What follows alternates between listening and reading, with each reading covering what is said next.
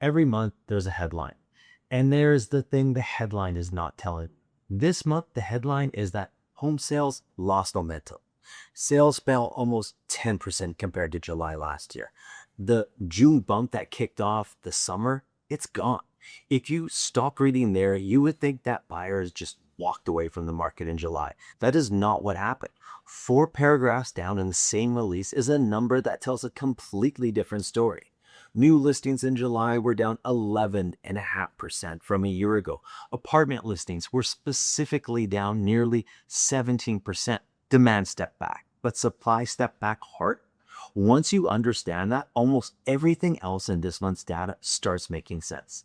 Today, I'm going to walk you through July's numbers area by area and showing you where that supply withdrawal is actually changing your position. Then I want to flag a variable that is putting pressure on Vancouver buyers right now that has almost nothing to do with Vancouver. So with all that out of the way, let's get into it. First, the Metro Vancouver picture. From Greater Vancouver Realtors using MLS data, there was 2,061 residential sales across the region in July. That is down 9.8% from July last year and 18.6% below the 10-year seasonal average. Slow, and there's no argument about that. New listings came in at 4,991. That's down 11.5% year over year. But here's the part we're sitting with. It lands almost exactly on the 10-year seasonal average of 4,992. So new listings are arriving at a normal summer's pace. It is the sales side that is running well below the normal. Total active listings is sitting at 16,476. That's down 4% from a year ago and still 26.8% above the 10-year average. Read those together because they matter more as a pair. Inventory is high by historical standards, but it is shrinking rather than building. The overall sales to active ratio listing is 13%. By property type, that breaks down to 10.5% for detached, 15.8% for attached, and 14% for apartments. GVR's own guidance is that downward pressure on prices tends to show up when the ratio sits below 12% for a sustained period, and upward pressure above 20%. So detached is sitting inside the zone where prices soften and condos and townhomes are just above it.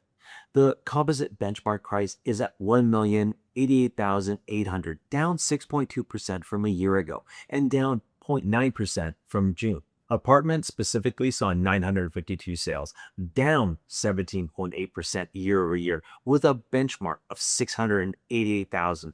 That is the sharpest sales drop of any property type this month.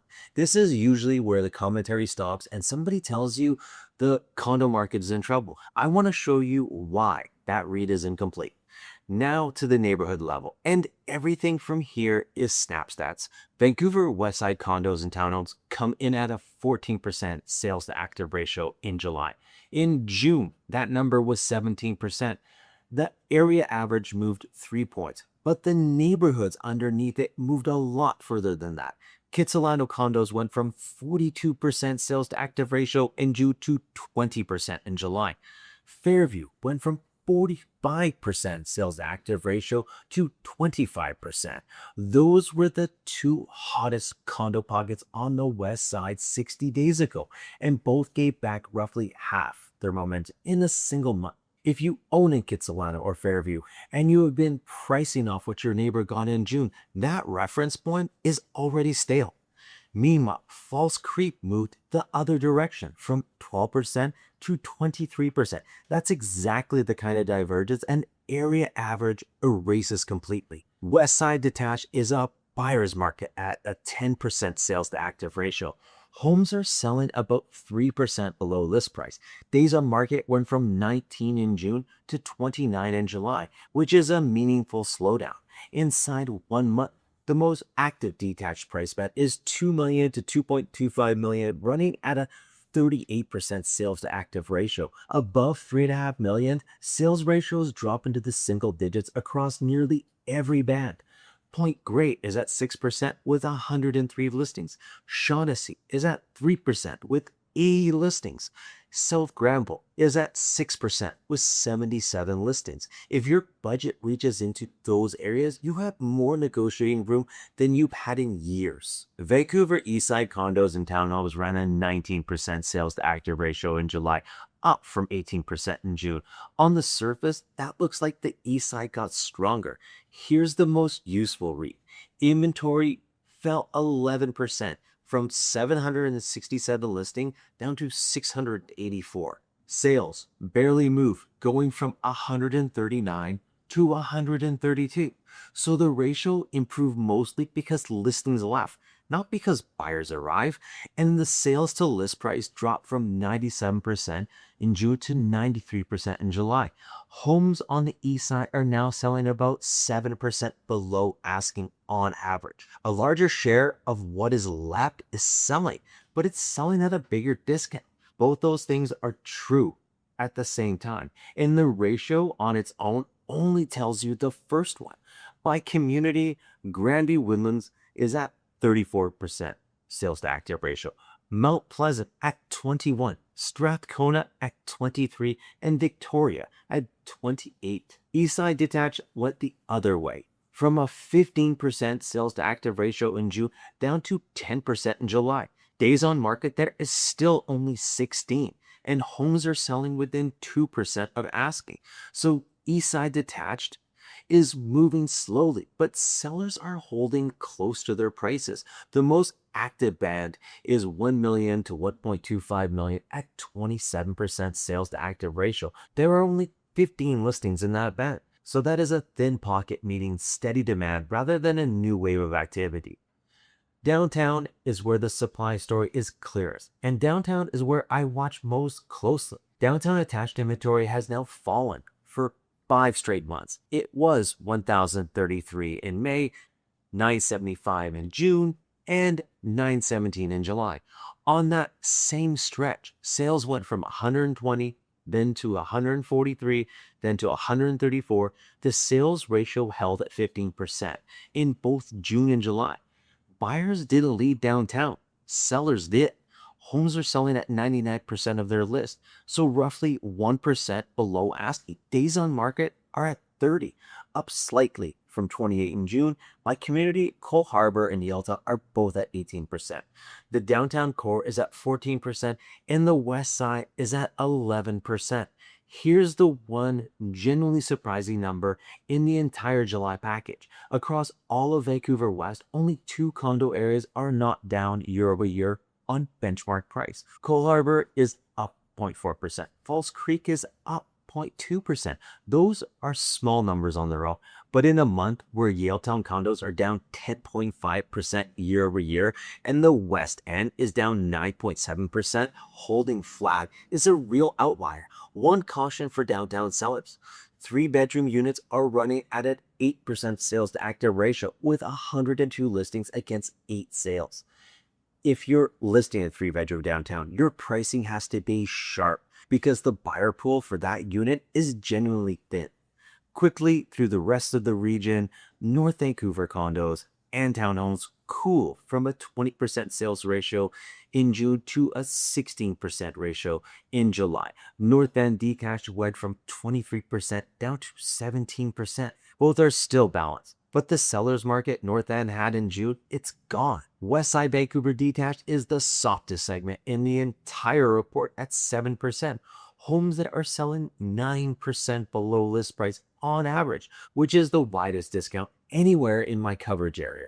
Richmond attached is at 12%, and Richmond detached is at 10%. Tsawwassen detached is at 16%, attached is at 12%, Ladner detached is at 11%, attached at 15%. Across all of it, the same pattern repeats. Inventory drifts down, sales drift down, and the neighborhoods underneath doing different things from the average sitting above them. Now the part I think is being underweighted right now. On July 15th, the Bank of Canada held its policy rate at 2.25%.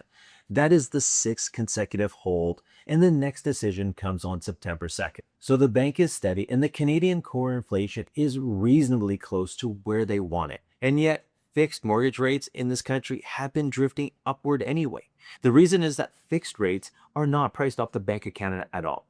They're priced off the Government of Canada bond yields. The 5-year yield has been sitting just above 3%, and it climbed again in the first week of August as tensions around the Strait of Hormuz pushed oil and global yields higher.